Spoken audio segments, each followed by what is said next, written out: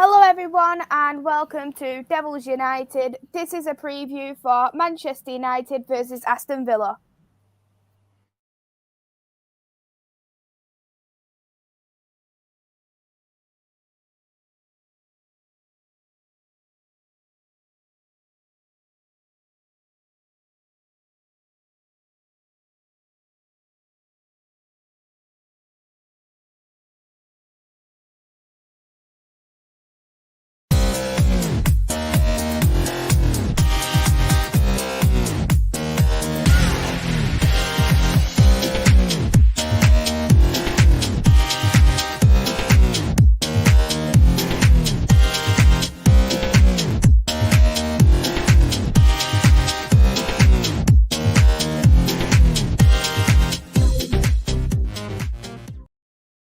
Hello everyone, welcome back to Devils United. We've got Chloe and Andy back, but with us today we have got Atanu making his debut on the channel, which I'm so looking forward to. Chloe, how are you? I'm good, Maisy. Thanks for having me back. How are you? I'm very well, thank you. It's a pleasure to be doing another show with you. Andy, how are you?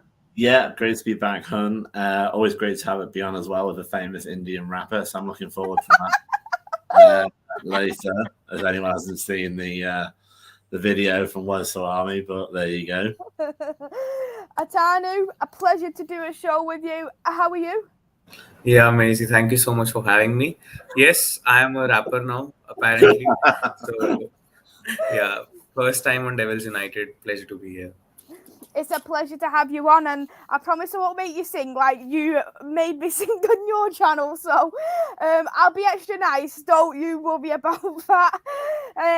Few people already in the chat. Hello there to Niall. Hello to Vincent. Hello to Diego. Thank you for tuning into the channel already. So Aston Villa, first game back after international break. Might as well touch on a little bit with international break because I know we did watch some international games. And I'll go with you first, Andy, because you've watched both the England games.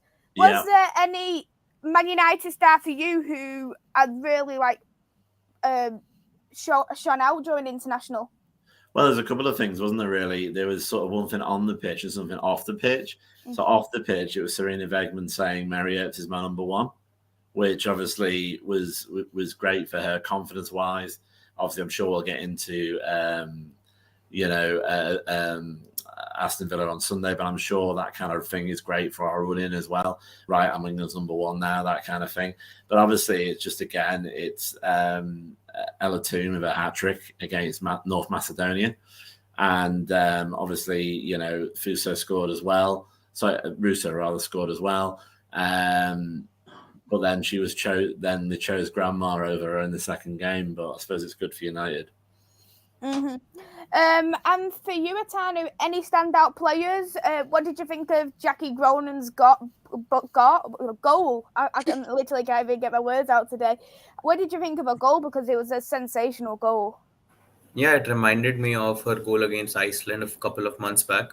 So it was a great goal. Hoping to see a similar goal for United in a United shirt for Jackie Gronin. Ella Toon, Jackie Gronin, both standout players. Some of the young players as well. Carrie Jones did really well against France. Some academy players as well did really well for their respective teams.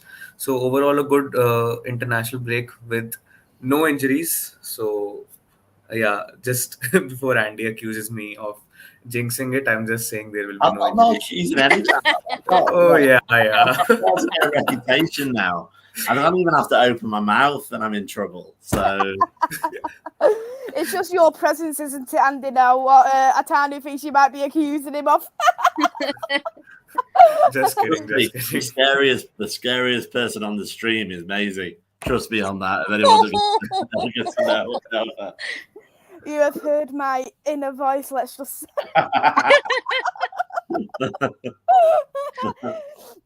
Chloe, for you as well, because I know you're into watching Spain women as well. Is there any Honor? How does she do for international break? Did you see a bit of her? Yeah, I saw a bit of both of the games. She played in the first one. She played the full 90 minutes, I think, in the first one. She played outstanding. She played just how she plays for us.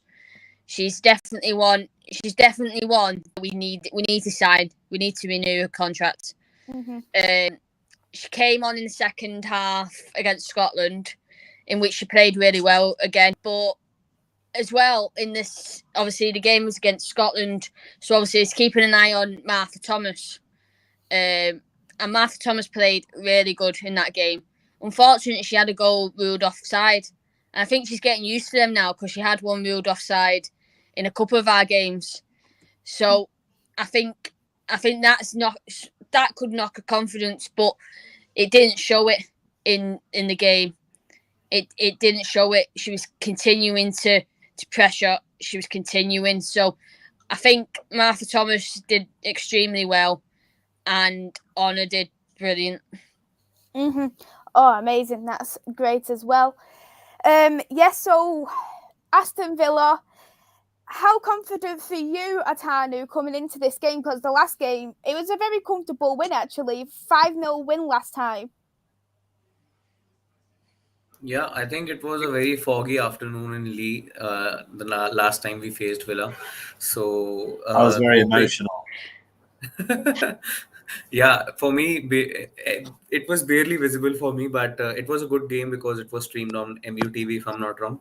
So Barely visible. yeah, so I think we started with 5 midfielders in that game, so that is something that I would want to see in this game as well, to dominate that midfield. But yes, coming into this game, it's very comfortable because we have some players coming back after a long spell on the sidelines. I think Diane Caldwell will be back. Thor is back. Thor is already available, so we might see Hayley Ladd shift back into the midfield, which is a really good thing, because in her absence, I think even though we won against Brighton, we still lacked the presence of Hayley Ladd, the CDM, and not Hayley Ladd, the centre back. So that is something that I'm really looking forward to seeing. Hopefully, we'll see Sinead Brune as well. I just wanted to score goals now because that's what she brings to the table. Yes, she brings the pressing as well, but goals, because when she scores the goals, the scenes will be electric. And of course, a Jackie Groenen goal, which is something that we all have been manifesting since day one. We've all wanted a Jackie goal right from when she actually came back from her injury. Every single week we're predicting Jackie goal. Jackie goal hasn't been yet, but we have seen a goal, just not in our colours yet. So fingers crossed, especially after having that goal from international break, she might actually score. But I've got here a good comment here from Lanzel. He thinks Mark will stay with the same starting 11, probably he means from the Brighton game, with Martha on the right. Is that something what you would consider there, Chloe?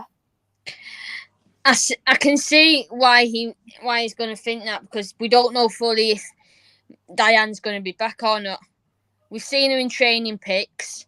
She's posted and she's saying she'll be back. She's back, or kind of giving us that hint that she's back. And so I think if she is fit enough to play on Sunday, I think she's going to be in the starting 11. I can see Hayley Ladd staying in the starting 11, but it's who drops out for Hayley Ladd to be in the starting 11. So that's where I'm concerned, because I think we need Hayley Ladd in the squad, in the starting 11. I do think that. So is that where it's you start Hayley Ladd in centre-back and then we bring on Diane in the second half because of match fitness? That's where what I'm wondering. So I don't think the starting 11 is going to be the same, but I can also see it being the same. I think it all just depends on how fit Diane is, how fit Brun is, and how I know Lucy Stan's back training. Is she going to be back fit, being able to play for us? Again, I think we're going to have to wait until we hear Mark's pre-game interview to see if he mentions anything. But I think it's one of them where if he can mention that Diane's back, that Brun's back, that Lucy's back, and they're all in contention of being in the starting 11, then we've got a good chance of maybe a rotation. Because you've got a lot of them who have played international duties and who have played both games that they've played, and who, like, they're not going to want a rest because they're going to want to play, but they're not going to want to play the whole 90 minutes. So if we can have Lucy Stan back, Brun back, Diane back, and even Kirsty Smith to play on the left or the right side for Hannah or Honor, especially Honor because of her playing in international duty, that's going to work. That could work. It could save us some injuries for the final games of the season, and that's what we want. So I think the starting 11 is a possibility that it could change, but I think Martha Thomas would stay up front. Yeah, I think that Martha Thomas will probably stay up front, in my opinion, as well. It's just a matter of, I think Hayley Ladd might probably go back into the midfield and Diane will come back through with Maria. I'm not too sure if Diane will play a full 90, but if she did, she'll probably shift back Hayley Ladd. And then of course, and if that's going to be whoever they drop, if that's Jackie or Katie Zellum, which I can't see happening. No. Or even Leah Galton, perhaps maybe she might get dropped. Or I can't even imagine Tooney getting dropped. There's players who are on there who you look and think who can really be dropped out of all them. And I think when you do look at it, you always look at who the most obvious what Mark would drop. Because you know that there's always going to be them players who's always going to play, such as Katie, such as Ella. So it just, when you look at our midfield, you think the most likely one to be dropped, in my opinion, would probably be Jackie, if you agree with that, Andy. Yeah, I mean, obviously, irrespective of what the fan base says with that, I mean, you know, we've discussed before that Katie is undroppable by Mark and Alan Zellum. I think there's only two people who agree with that, but there you go. I think, to be honest, you know, Aston Villa, you know, we should be beating them 5-0 like we did at Christmas. I think the best way to achieve that is getting goals, but obviously that's something that we've struggled with. I'd worry about dropping Leah because she does actually score now after a long time of not doing so. As we've discussed, Jackie doesn't score unless she's in an orange shirt. So I suppose you would have a Bo Reeser instead of Jackie situation because she has scored for United. But I mean, to be honest, I think the thing that worries me about Skinner, there's a long list of things that worry me about Skinner, but the thing that worries me about Skinner is that he hasn't said two words yet, in the sense of privately in front of some people of us that speak to him afterwards or on the interviews, goal difference. He's not mentioned it. And it is really, really important. And you know, if we win out, you know, obviously against Villa, against West Ham, against Chelsea, it doesn't necessarily mean we'll get Champions League. You know, especially against the City side, they've got to play two of the poorest teams in the league, Birmingham and Leicester, and possibly be playing Birmingham in the final week of the season when they're already down as well. So we really do need to get to a point. We need to get to a point on Sunday where it's almost embarrassing to be there if you were a Villa fan. I mean, we really do need to put our feet on their necks for 90 minutes. Whether or not we will or not, it's not really Mark's style. He likes to get 2-0 up and wobble. But I personally think that we need goals, and the best way of doing that would be to have Jackie on the bench, Phil Butterista to take her place. Hopefully Leah gets a goal. I would possibly even start with Brun. Instead of Martha Thomas, even though Martha Thomas does score and has scored a lot more recently. And I'd probably give Brun a bit of a pep talk. She clearly can score. She's got some fantastic history with other teams. But I just, you know, if I was Mark in his sort of hippy-dippy energy kind of way, I'd say, look, you're starting now. You want to be here permanently, you better start scoring. And actually sort of wind her up a little bit. And then give her the start. And then if she hasn't got a goal by, say, 60th, 70th minute, pull her for Martha. And then obviously that should hopefully, you know, get her in the right frame of mind.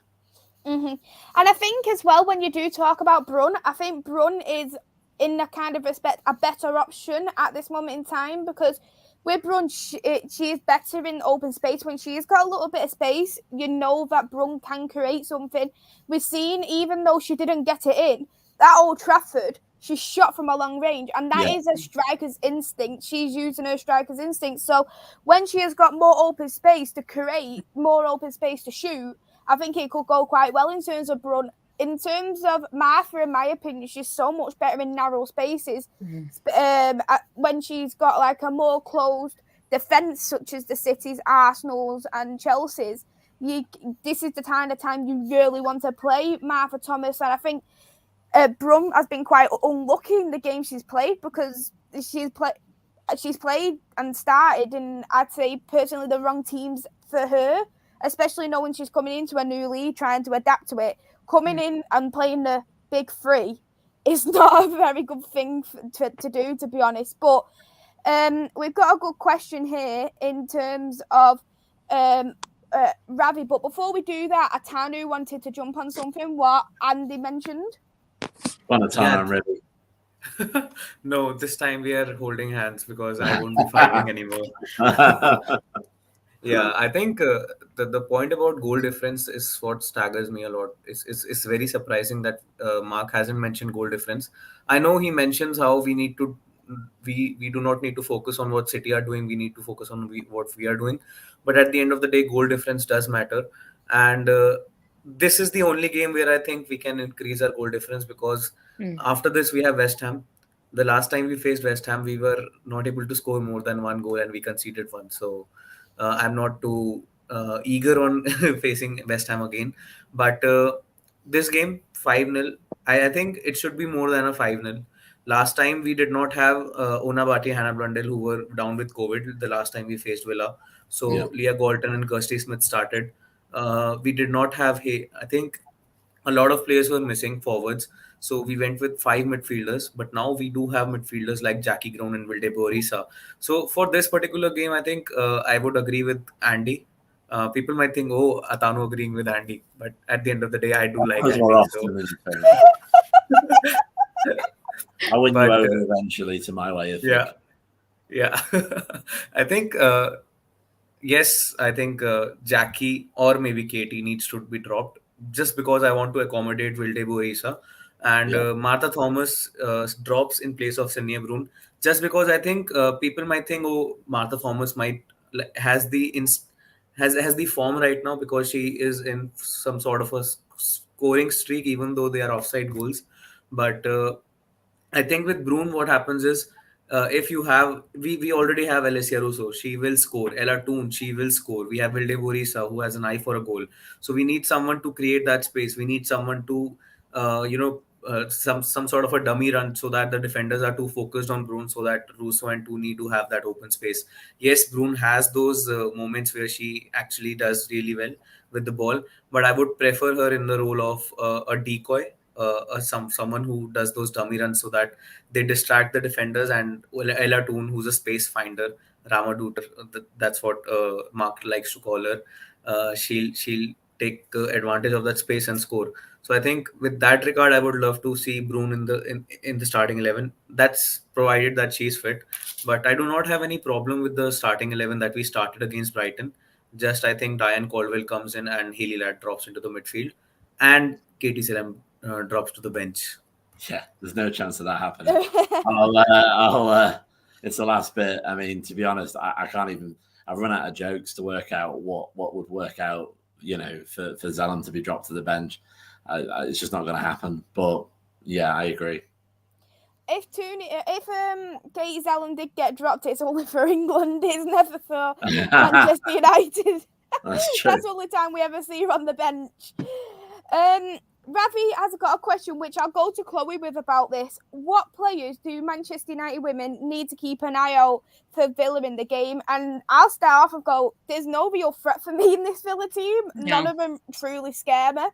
I know with Kai, it does watch it back. He is a big fan of Alicia, who's in the team. But apart from that, I don't even think she's a threat. Sorry, Kai. But do you agree with me on that, Chloe? Yeah, I do agree, but I also do think that Alicia is a threat. She's fast down the wing, and she's one of them that can actually cut in and cross the ball, and get the ball into the box. And she's one that we're going to have to keep up with. I think she's very skillful as well. So I think with having her against maybe Honor or Hannah, I think it's going to be a very good match. I think it's going to be very, very challenging for both. So I think she could be a threat, and I also think like there's little bits of in the way that Carla Ward plays her team. There's ways that she can play and then she changes it, and I think that for me is what Aston Villa's about, because they've done better than I thought they would do, and it's all down to how Carla Ward has managed this team. And I think as well it's Remy Allen. Remy Allen is a big player for them. She's experienced, she's a leader, and she's very good. But like you said, I don't think there's a big threat towards United. Yeah. Lanzel said for a joke that Jill Scott is a big threat. And Andrew said Jill Scott has been around longer than Inside Plumbing. He's got a point, but I know Atanu did have a couple of different people who you thought was a threat, didn't you? So who do you think your threats are? Yeah, I totally forgot about Remy Allen. She's one. Hannah Hampton, another good goalkeeper. Yeah. I really want us to score some goals, so I do hope that Hannah Hampton isn't at her best form on Sunday. So let's fingers crossed for that. I think Mas Pacho, yeah, she's a fullback if I'm not wrong. She's another one that I think she'll be a threat. So let's see. Yeah. Vincent has said the referees are more of a threat than the Aston Villa team. Yeah. The question for Andy. Good one for Andy to touch on. I wonder if they've been announced yet, actually, because normally they're announced in advance, aren't they, slightly? I wonder if the actual thing has been announced. But, yeah, I mean, I saw today on Twitter that they actually mic'd up one of the refs. I think it was in the Chelsea game recently. I think the words car crash comes to mind. Slow moving car crash for if they do it for a United game, because you know, I mean, I'm just trying to think of the worst of the worst. I mean, Dowell is bad, but isn't as bad. Is it Abigail Byrne who was the absolute clown that was in for the Brighton game? Whoever that was, if anyone looks back at it, that person would be hilarious, to be honest, on a mic, because I'd love to know what was going on in her head. Will Fuso and Martha Harris play a part? Fuso, yes, in the 88th minute, like Mark likes it. Martha Harris, though, she's a glorified player mascot these days. She you know, the proof in the pudding there is the fact that when we had no centre back, they put Zalem in centre back when she's never played centre back in her life, and kept Martha Harris on the bench. So yeah, she ain't gonna do anything. But yeah, I think to be honest, again, it goes back to what we were sort of linking at before. You know, this shouldn't be close. Villa have got nothing to play for, and you know, neither have West Ham. You know, I don't even think there's any particular difference in prize money in the WSL. I believe it's only the winner that actually gets any money. So once you're outside of the Euro spot, you literally are playing for pride, really. So against a team like us, who should be passionate and literally, like, you know, really heavy trying to get into the Champions League, we should blow them away. And if we don't blow them away, that is something, again, that needs to be looked at. Ellie's hoping for a Tooney hat-trick and a Brun goal.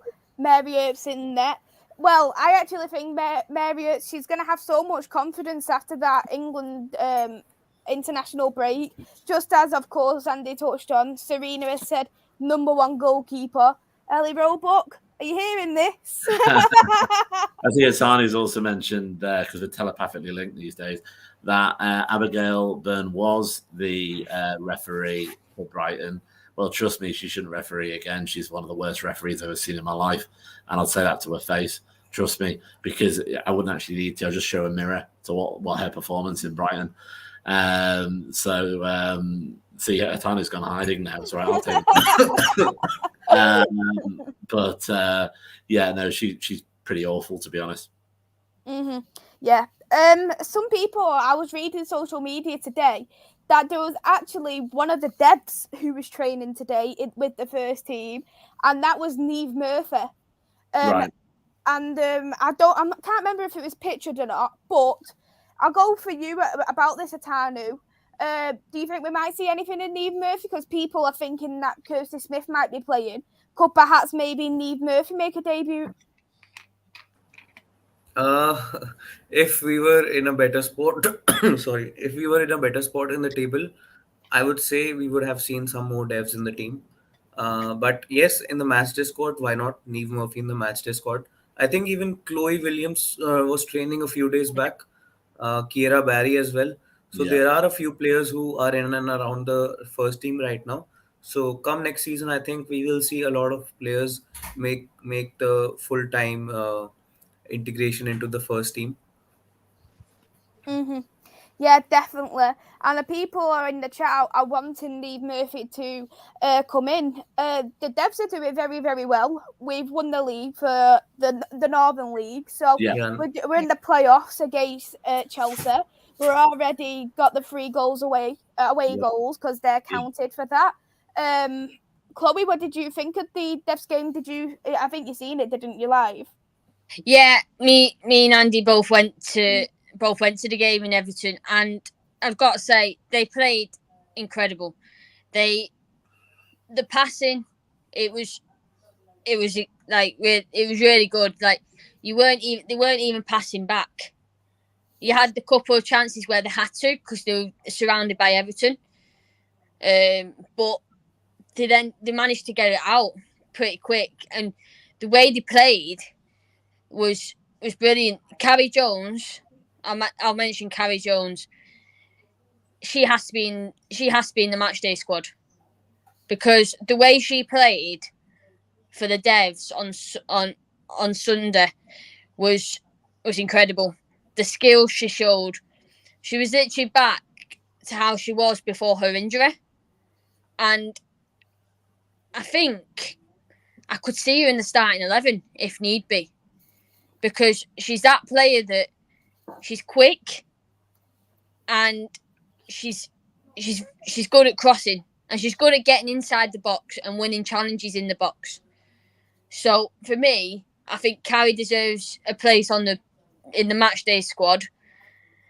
But with the Devs, like you're saying, I don't know how Charlotte Healy would feel with having them in a match day on Sunday, i.e. for like playing wise, because of having this massive game, the second leg on Wednesday.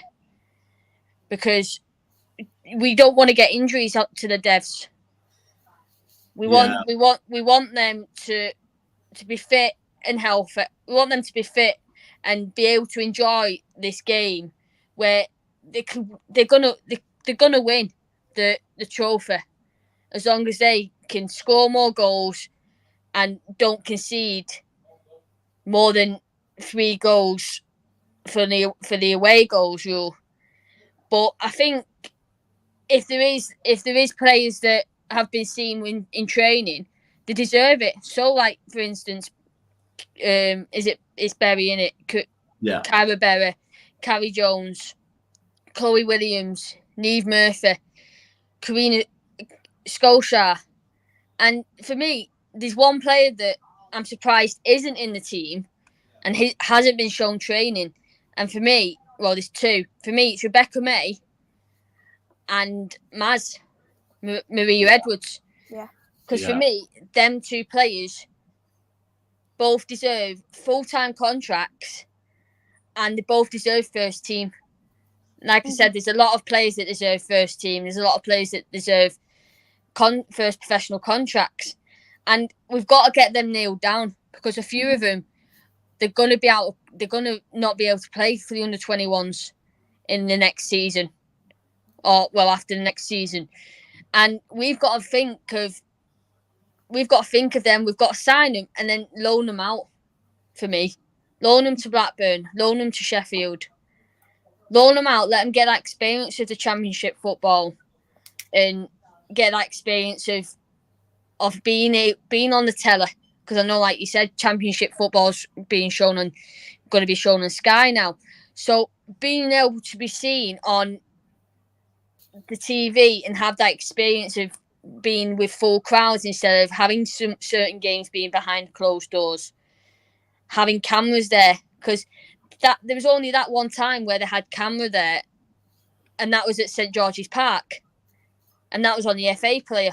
So being able to be in a big stadium in front of like a couple of hundred people is going to be incredible. So I think some devs deserve the call up, some devs deserve a contract, and it's going to be easy. It's going to be said we're going to win the cup, so they deserve it. For me, exactly. We're absolutely brilliant, and it shows as well the future is so bright for our ladies team, because not even just the reserves, the under-21s, you're seeing like the under-16s who are doing well. I know it's only the under-10s and under-11s, but they're doing so well as well. So you see how well Manchester United is in terms of the development of young players, and it's stuff you really like to see, and you know the philosophy of Manchester United is promoting the youth, and that is exactly what Manchester United is all about. To Rich's question, are Villa any good? Villa, for me, is quite an average team. They're not that good at all. Looking at the last 5 games, they have only won 1 out the last 5, currently sitting in 9th, and they have a goal difference of -19. So they're not that good whatsoever. Very poor defence as well. Leaky defence, in fact. But Rich absolutely loved you, Andy, for ripping into Everton's facilities. So I think he wants you to discuss Aston Villa's facilities, considering it's an away game. Well, I mean, to be honest, I mean, it was just factual. That's why it was so easy against Everton. I mean, we went there, it was funny because we went there, obviously, for the Devs game. And I assume it was like an honour for Everton to play where Everton women's first team play. But essentially, if you didn't know that and you went to see the Devs team, you'd be like, oh, okay, the Devs are playing in the park, which is kind of what you would expect.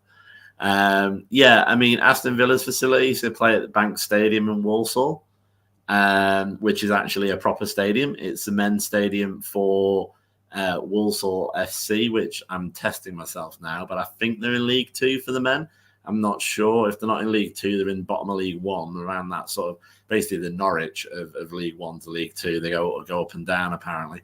I've been there once. I was there before the last World Cup where England played Denmark in a friendly.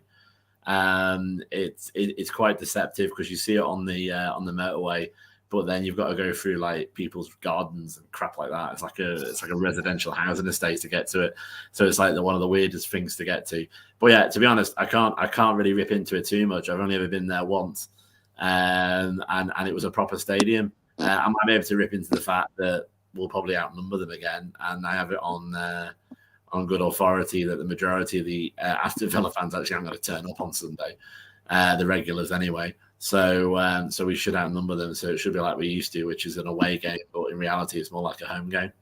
I guess we'll have to wait for Everton for us to hear some more ripping of the facilities then, unless, of course, you see another stadium. Oh, you'll get it to Kingsmeadow, because at the end of the day, I mean, it's been, maybe we should plug the bus. 8th of May is going to be essentially our proper cup final, which is the final game of the season at Kingsmeadow. Seeing Emma Hayes and a wonderful personality down in London with a quarter to 6 kick start from Manchester. I think I'll be that sleep deprived. We better win, because I'll either burst into tears or chase Mark around the pitch. I haven't decided what I want to do. I thought Emma Hayes might have been involved in that. At least you get to be reunited with your favourite manager last day of the season. That's for sure. I had PTSD from bloody Chelsea. Trust me. A couple of things I remember. The place when you walk down there, you've got to go past. Trust me, I've never understood the concept of uncomfortably well lit before.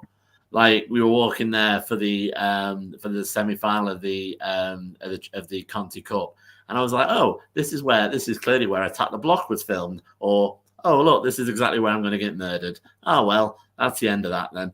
That was kind of my experiences, and obviously one that hopefully won't be repeated, which is seeing Sophie Bagley just looking up at Penel Harder like a young girl looking at a fully grown woman for a corner. And because Hayes definitely had the swallow of the keeper situation going on there, but hopefully we'll be all right. But as you say, we can't look. I will sound like Skinner at this point. We can't look at Chelsea because otherwise we're going to lose against Villa, or we can't look at West. We've got to look at the next two games, and then we've got to obviously hope and pray that we get a result in the final day of the season as well. Just for Rich's clarification, which three stadiums are the worst in the WSL, so we knows when to get the popcorn, he says. It depends, to be honest. I'll throw the question out to Chloe as well, because she's been to a lot of them as well. I think Everton. They're so bad for different reasons, to be honest. Everton, Brighton. Well, yeah, to be honest, I was just delirious by the time I got to Brighton. It was that long of a bloody bus journey. Not that it's not a bad ground. It is a good ground, but getting to it's horrendous. So what's your three? You do your three, and I'll think of mine. I think it's Everton.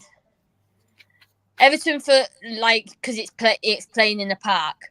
Yeah. Brighton. Literally, I'm not even joking. Before you go into that, I'm not even joking. A couple of times the ball got kicked over. And a couple of stewards had to outrun the little baby Scousers who tried to nick the ball. Just to make sure they didn't nick the ball. Yeah. One of them was literally the dog was being walked, so the dog chased after the ball. It's utterly pathetic for 2022 WSL. But I think there was obviously had other balls as well. But that was hilarious. So yeah, Everton, Brighton for the travel, and the parking. I know we're on a coach, but that was horrendous. Right, and I don't know about the third. Let me think. I'll get back to you. All right. Well, okay. Andy, I'll predict yours. Wait. Oh, where we go? I was only joking. I love how these two read each other's minds. I really love it. I love it too. Love it. So if it's not WSL, if it's overall, I know the first answer would be Durham. Okay. Yeah. Of course, Everton, Walton Hall Park. So, second one.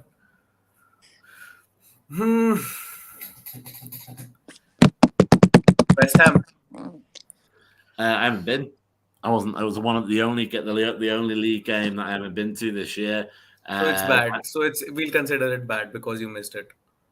Well said. What's the third one then? So third one would be Reading. Nah, that's a Prem stadium. All right, here we go. You got 2 out of 3. It's all right. Just proves that we've not faked this. So Durham. I mean, what do you say? I mean, plastic stuff you see in JML adverts as a pitch. Like a really thick sort of plastic pitch. Even thicker stewards that look at you like, what the hell are you there for, kind of thing. Personal favourite of mine this year was being so close to Skin I could smell his aftershave when he was being interviewed. That was a personal favourite of mine. Walton Hall Park we've discussed. Yeah, pitch is all right, but it's like the beginning of The Sims. Nobody's actually developed any further. So I saw actually that one of the sponsors there is now Football Manager. Makes sense. It's like when you first start Football Manager, you got no money to update stadiums. It's essentially what it looks like. And the third one, and there's no order in this, I'd say this one actually would be number one, is Bridgewater. I appreciate that this really is like kicking a puppy, but because it was their tier 3, but it's just terrible. I mean, the pitch, when I say the pitch isn't straight, we expect, at different levels. We don't expect like that. Like it, even the interview that MUTV did, which can be pretty vanilla, referred to, aren't we standing on a pile of sand here? Which is true. It was the worst pitch I've ever seen in my life, and I include a little bit of grass I've got outside my house. To be honest, I've seen FC United at tier 4. I've seen even the team on the other side, Stourbridge at tier 5, miles better than Bridgewater Stadium. It was utterly diabolical, almost as bad as the absolutely off the heads on cider guys that were there on the opposition, really. But yeah, honourable mention from Vincent there. Birmingham, yeah, I forgot about that as well. See, there's so many. Birmingham is like, it's like, the bit like, before like one of those makeover shows where it looks like it's hanging off and you can't believe what they've done. Well, this is the before bit. It's. I remember standing there. We got moved, and we found out later it's because half of the stadium doesn't actually fit. The lower half of the stadium doesn't actually meet Premier League rules, which is why, or Championship rules, which is why, when the men play, they only have the upper tier open. And I just remember, like, you're home when you walk when to get a drink, you have to go out the stadium and walk up a metal fire escape. Not even joking. Yeah, like a really, really shit version of Tomb Raider. You go up a metal fire escape to get a drink.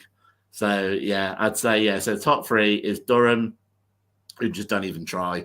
Walton Hall Park, which just basically needs to do a bit more building, and Bridgewater, but Bridgewater at tier 3. So yeah, I can swap out Bridgewater and say Birmingham there. Chloe, what was your third one? So mine was either going to be Birmingham, because of the exact reason Andy said, and also when we first played Reading, not the Majestic Stadium, at the other stadium at Adams Park, because I think that's where Atanu was meaning. So yeah, for me, it's either St Andrews Park for the exact reason that Andy said, and Adams Park. Mm-hmm. I wanted to touch on this point there from Ellie, because I think Ellie's made a good point. Carrie needs to play more, but she said on a show maybe she should go out on loan so she can play more, because she is fantastic. Yeah. What do you think about that, Atanu? Do you think that's a good idea? Perhaps maybe Carrie Jones to have a loan move next season? Yeah, like as of now, I'm of the same opinion as Ellie. I think alone in not in the championship, alone in the WSL would seem to be perfect for Carrie Jones. From the very little that we've seen from her this season, she stepped up every time that we've asked her to do. The Conti Cup games, the City game in particular, that was fantastic. The one we won 2-1. The Durham game as well. I think she assisted Ivana Fuso for the first goal. So another fantastic game from Carrie Jones. And the game that really the game where she really stood out for me was when we lost 2-0 to Arsenal. She came on towards the end of the game, and if she had come on a bit sooner, I think we would have nicked a goal or two, or maybe have made, like, I'm just exaggerating here, but I think we would have made a 2-2 comeback maybe. So I think there's something about Carrie Jones, and I think we seem to forget that she's just 18 years old. She's just 18 years old, and still she's in and around the senior team. I think as of now, it's like she's too good for the under 21s, but she has to do something more for the senior team. So that something more needs to be a loan in the WSL. Hopefully Aston Villa or Leicester, she'll if she goes there, I think she gets a start and she'll do well. But it all depends on what the signings are next season. If we do not get a winger in, I would not want Carrie Jones to leave. I know it isn't fair on my part because it's about the development, but it's all about the recruitment as well. Yeah, I mean, I think, to be honest, you have to remember that there's going to be an extra championship club available next year, which is Birmingham. Let's be honest, they're down. So we've clearly got that relationship because we've had Rambo there this season. So I'm not sure whether or not they'd loan to another WSL team. It depends on what level they think she's at. I mean, obviously, it makes sense if you've got the devs at a certain level, a massive jump to WSL. You know, essentially, the championship is a medium ground. And you could say, you look at Fran Bentley's performances for Bristol at the upper part of the championship, you could say she actually probably looks a bit better than Rambo. Whether or not she is or she isn't, and maybe she's had more opportunities to look better, and to an extent, perceptions are almost as important as performance for loans, because essentially it's quite a precarious situation. Yes, people get loaned and come back to the team and develop, but people can get loaned and then sold as well. So I think I can see her playing for a Birmingham, trying to get promoted next season. I can see her maybe playing for a Bristol as well.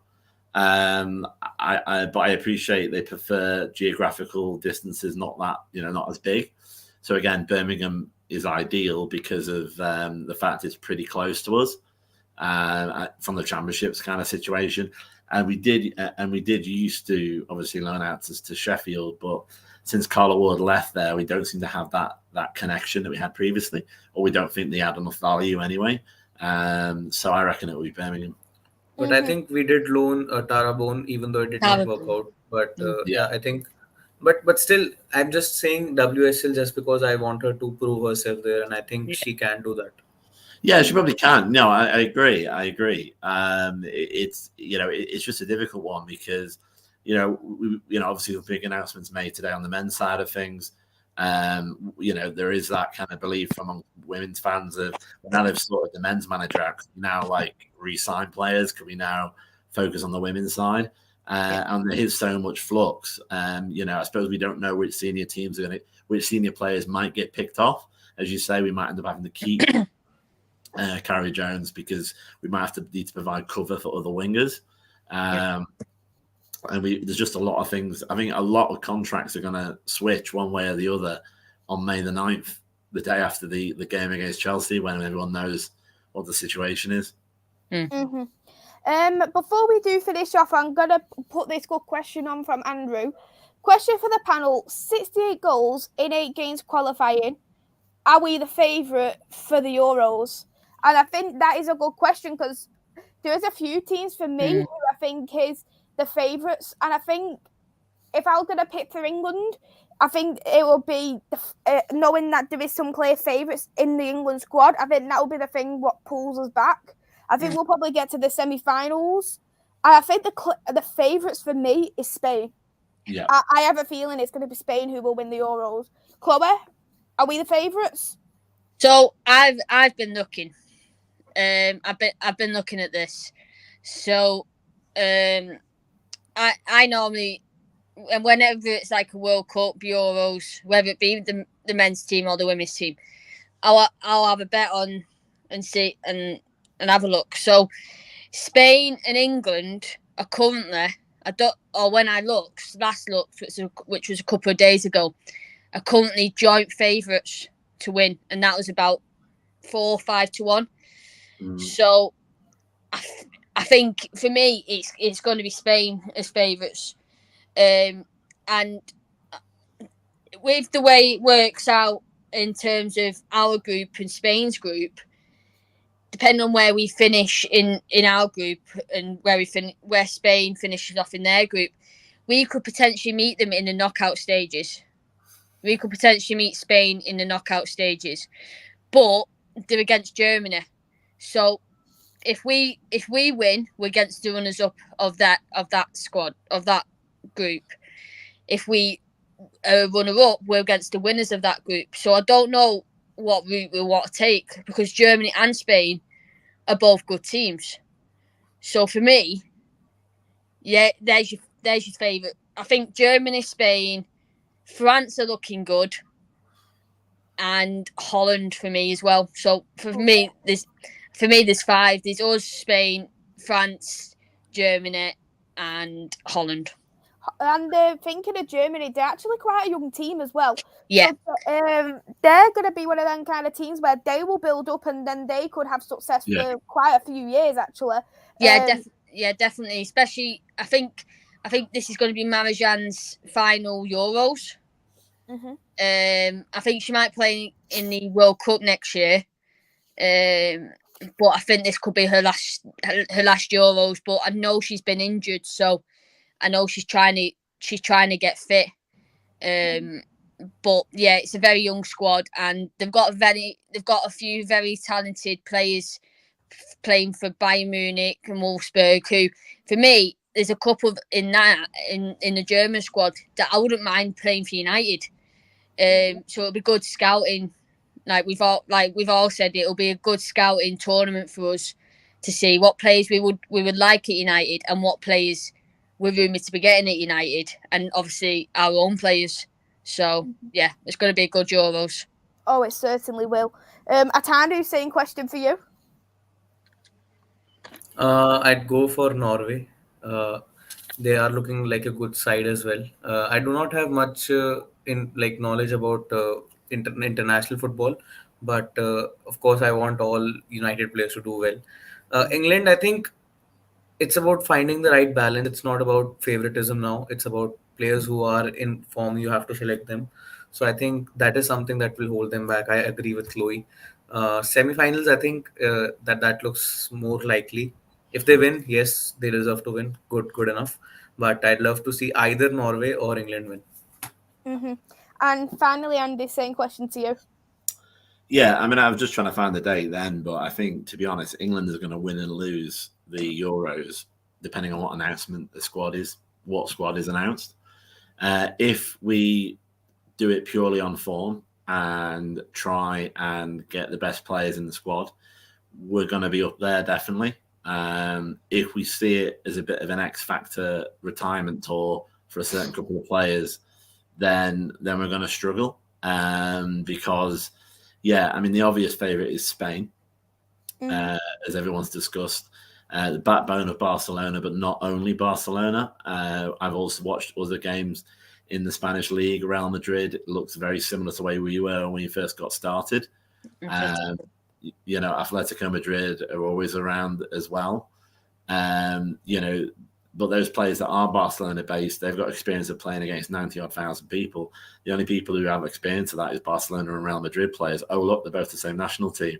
So that's never a bad idea when it comes to finals. Obviously, though, following the same pattern, the Wolfsburg game tomorrow, is it Wolfsburg first, I think, or is it Camp Nou? It's Camp Nou first. Yeah. Right, yeah, so from tomorrow, then the Germans, any German team that's from Wolfsburg can have the same experience. So, I think that, we could definitely be up there, but I think Spain is a favourite. I would say if we pick on form and if we pick the best squad we can, then, it could just be down to something as stupid as VAR or poor reffing or something along those lines. We could be in the final. We could be there and thereabouts, semi-final, final situation. If not, I think we're going to struggle to get out the quarters. So I would say, yeah, England, Spain, and yeah, the dark horse would be Norway, not because of anything in particular apart during the qualifying period, but it's Ada Hegerberg, who has now made herself available again for Norway, the first woman ever to win the Ballon d'Or female when it was first came out, top class player. Totally changes the team. Obviously, with Norway, you've got Caroline Graham Hansen, which for Barcelona, it's like playing FIFA on amateur. She can run so faster than everybody else. She can take people on. Maria Torres-Stottier, as we know from United, is good at the back as well. So Norway, I'd say definitely. So if I'd say pick three, I'd say Spain, England, and Norway. Sort of honourable mention, one to watch. There's always in a tournament, there's always a plucky underdog. I mean, with the men's a few years ago, we had Iceland, didn't you? They went a bit further than people expected. Everyone doing the skull chants and that kind of stuff. I would say it's less likely in the women's game because of the funding differences are so much starker. But I'd definitely say maybe Denmark could surprise a few people. I think are they in it? I'm sure they are in it. Yeah, Denmark. I think they're in it. If not, it's Sweden. Yes, Sweden is one we haven't actually mentioned, who is actually quite a good team too. Chloe, what did you want to ask? Yeah, Denmark are in it. Yeah, but they're in the group of death with Germany, Spain, and Finland. Oh. So I know, like obviously Russia have been kicked out now. But what are all your opinions on who's going to take their spot in the Euros? Because some are saying that Scotland are going to take it because they're the highest ranked team.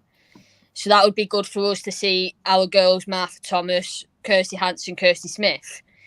But also some are saying Portugal because they got beat by Russia in the playoff final. So what are your opinions on Scotland coming into the finals because they're the highest ranked team? Or do you think that it should be Portugal because of them losing to Russia? It has to be Portugal, in my opinion, because now I know it might be a bit controversial, because at the end of the day, other things like if a player had been deemed to have been doping, or the game got abandoned for whether it's always the opposition that would be awarded the win if there was issues on the pitch. This kind of who's the highest player, it's just rubbish. Who's the highest level squad? It's rubbish. It's cleaner to do the person they beat, basically. And also, there is a precedent to that, even in the Euros with the men, because of the Yugoslavia at the time in '92. Were kicked out, or because of the conflicts in the Balkans, or because of some reason like that. And famously, obviously, a Peter Schmeichel Denmark team was on holiday after being knocked out, and then they suddenly had to come back. After not qualifying, then suddenly have to come back, and then they actually went on to win the men's European Championship. So I think, to be fair, it has to be Portugal. FIFA and the words fair don't really follow a lot of the time. So it might be Scotland, just because they'll think there'll be more bums on seats because Scotland's closer than Portugal. Plus, as well, with it being in England, the Euros, they probably think it's much easier to use Scotland. But I couldn't tell you any female Portugal players. It's literally not a personal thing. Just from a sort of logical thing, it has to be Portugal. But Andy, 3 United players playing in the Euros, I would much prefer having Scotland. Yeah, but it's not X Factor. As I said, it's about sporting integrity, and and that's why I'm not carrying any. Sporting integrity, UEFA, FIFA don't go in hand. Well, this is it. I mean, the thing is, that's why I say we can't carry, Steph Houghton's comeback tour when she should have retired two years ago. That's the truth. And she missed the boat. She missed the ability to get clapped and have a nice little framed shirt, which should have happened against England and Germany in Wembley 2019. That's great. You've missed your chance now.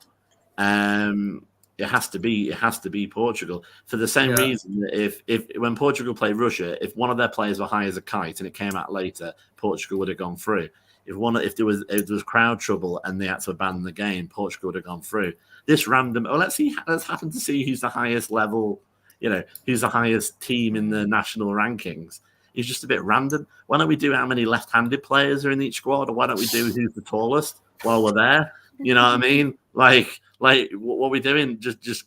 And as I said, there's even a precedent on the men's side, so it's got to be Portugal. And again, I repeat, I have no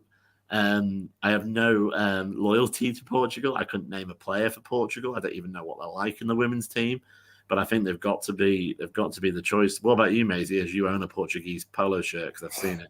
I did. I actually watched it for the English stream as well. I spotted that, Maisy. Yeah. To me, though, I actually do agree with Andy, because if it is the way it should be in terms of football, if, for example, you miss a game. So, if, for example, look at Tottenham, for instance, they got knocked. If you're looking at it from the men's point of view, they got knocked out of the Europa Conference League because of their postponed game. So the other team got through. So you can't exactly say, well, Tottenham had the better squad, so realistically, Tottenham should go through.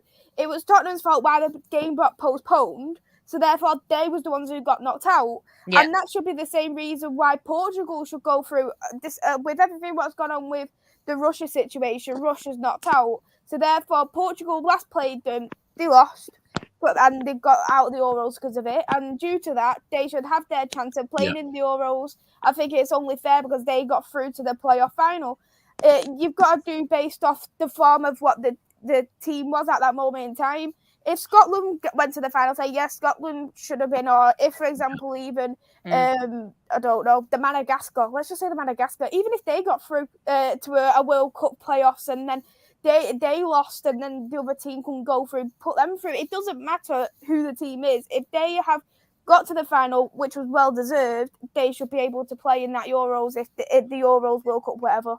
Yeah, no, as I say, I think, it's just one of those. I know there's been a lot of other heat going on about the fact that we're playing in, the mini Etihad as well, and a lot of the stadiums that they chose in 2018 looked like they were chosen by someone who doesn't like women's football, because obviously we're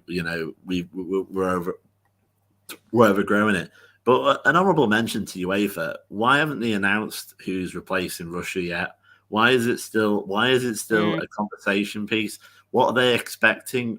Vladimir Putin isn't going to sit there on a unicorn and go, "I love a peace, love," and end it tomorrow. It's going to be like that for the foreseeable future. All it does is mean, because any Russians that have purchased tickets, which remember the tickets haven't been allocated yet, half of that stadium at LSV is currently been bought by Russians. So. I'm assuming they're going to be able to resell it, but oh look, the resale platform is 2 months late.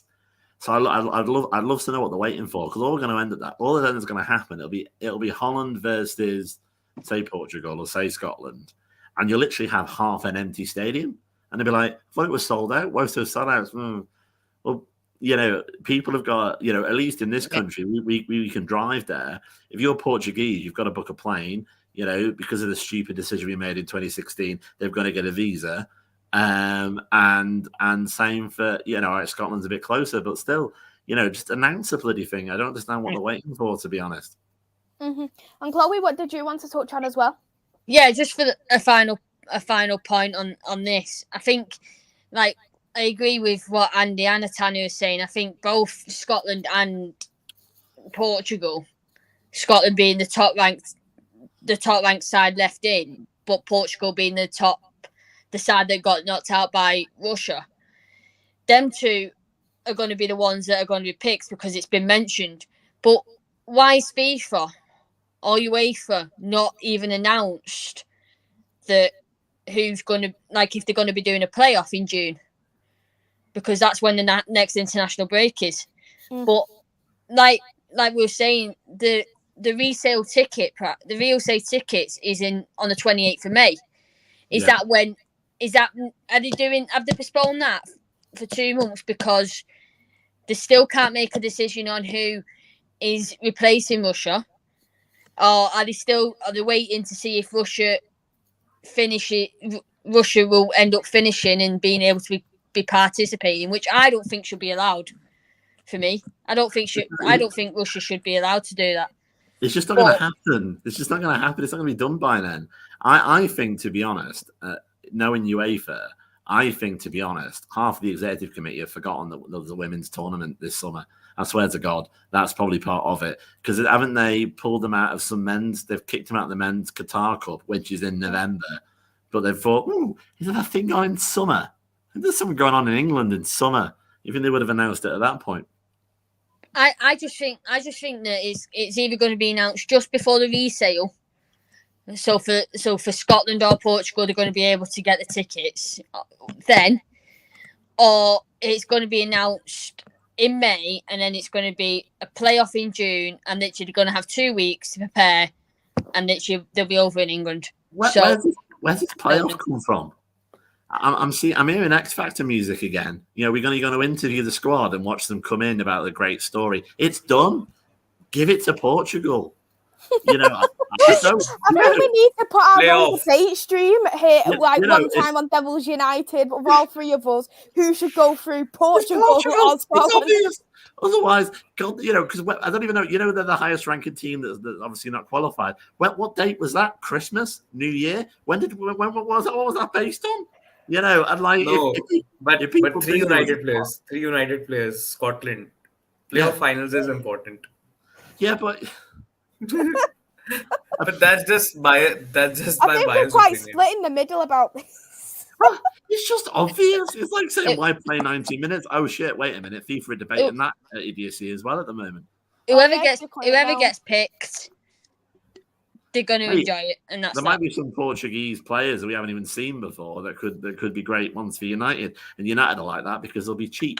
So that's the main requirement for United to find a player. It seems the men Well, or if the they're women. good, doesn't matter about the price. Let's Oh just no, say. sorry, I forgot. Sorry, and if they were in a 500-mile radius of Mark Skinner when he was Birmingham City manager, that also seems to be good enough to get in the transfer target for us.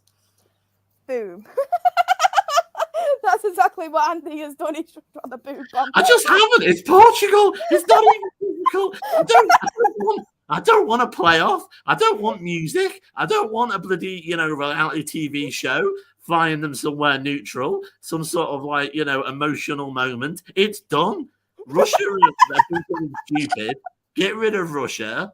It's Portugal. I don't care if if it's going to be the highest rated country outside of. As I say, why don't we make it the one with the most blonde-haired girls in it? Why don't we make it for the smallest team, or maybe the ones that have, I don't know, got the furthest to fly, or the least closest to fly? Just bloody Portugal. It's clear.